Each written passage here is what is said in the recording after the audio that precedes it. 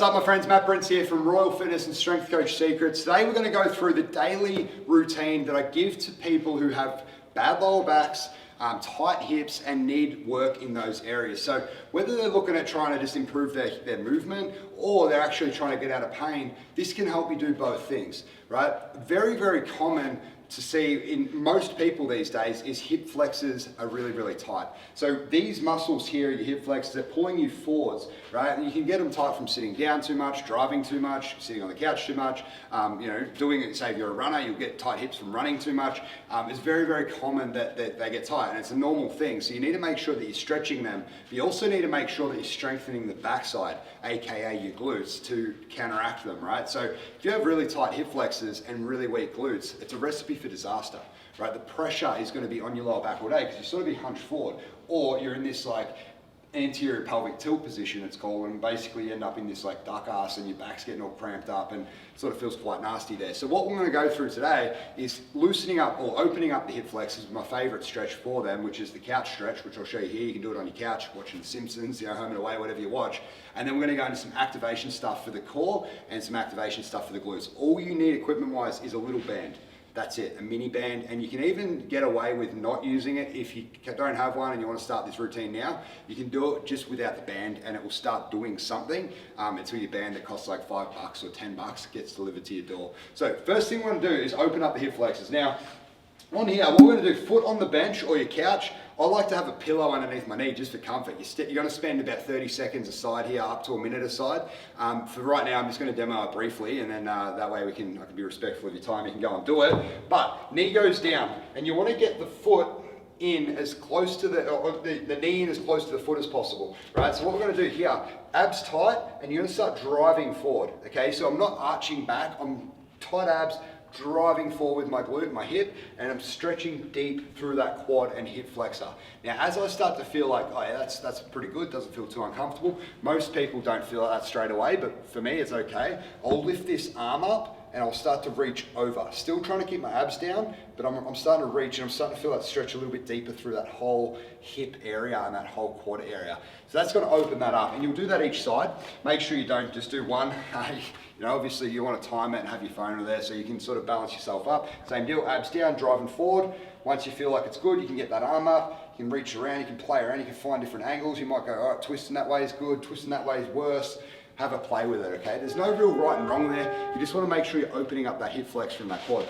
The second thing we're going to do is a little bit of a core activation thing. Shoulder taps. We use this in warm-ups at Royal all the time. Now the idea is to keep your core really, really tight. We're going to come down into a push-up position like so. You're going to take your feet out. You're going to squeeze your glutes really, really hard. What we're going to do, slow and steady, you're going to touch shoulder, slow and smooth.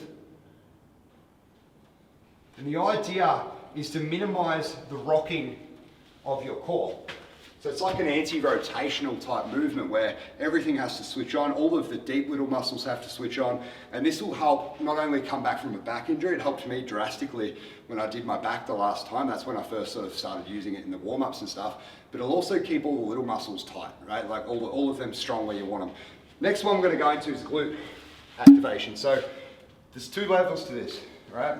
Or two parts to this. One is the around the knee part. So you're going to have it around the knee, mini band around the knee. Set up for your glute bridge. So you're just going to go about hip width with the feet. You're going to bridge up, drive the knees out, bring them back in, come down. Squeezing the glutes the whole time. So up, out, in, down. The whole time you're squeezing that glute. Glutes on, glutes on, glutes on. And then you can relax, do it again. You want to get about 20 reps of that. Right? Just start to activate. You can do multiple rounds. If you're feeling good with this and it's too easy, do multiple rounds of it until you start to feel them wake up. You don't need to smash them. It's not a workout. It's a daily routine to just get things firing. The next one we're going to go into is around the ankles. So you're going to come here. We're laying down, toes pointed up. Don't let them come out like that. They'll want to come out like that. Toes pointed up, and you want to lead with your heels. So you're just going to come in and out. Think of it as like a snow angel type movement. So you're going to come out with the feet, back in. Out with the feet, back in. I'll let them slide across the ground. You can hover them up a little bit, but I prefer, for myself, I feel it better if I slide them across the ground, like so. Okay, and again, you're gonna do 20 reps. From there, the last little piece that I like to have people do is a hamstring stretch, right? So when I was saying about the hips and all that being tight, the hamstrings can get equally as tight because again, seated position, knees are bent, all of that's sitting there. So we'll just do basic hamstring stretch. So lock your core, ass comes back, come down, touch your toes, okay? So you can have your knees slightly bent, you can lock them out, you can have a play with that. You might go, all right, so I'm gonna walk over to one side a little bit more, I'm gonna do some pulses. Everything's smooth. If you do pulse, don't throw yourself into it. It's like smooth sort of, little tiny pulses. You can hover around on one side completely. You do single leg, double leg, doesn't matter too much, but we're gonna hit hip stretch. That's gonna open up the front. We're gonna hit some core stuff to wake up the core, to make sure that everything's going and strong and healthy in there. It's actually quite hard, the shoulder taps, if you do them right.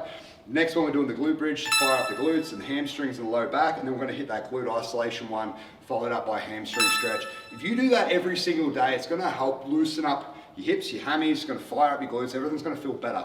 I guarantee long term, it's gonna be a good thing to add to your addition and hopefully help skip you, injury free and feeling healthy and ready to attack the day. Anyway, that's all I've got for you today. If you need any help with your training, feel free to hit us up. We can help you out at Royal, help you out online, just let us know how we can help and we're happy to do that. If you have questions, feel free to reach out as well. We're here to help. Anyway, talk to you soon. Have a great one. Bye.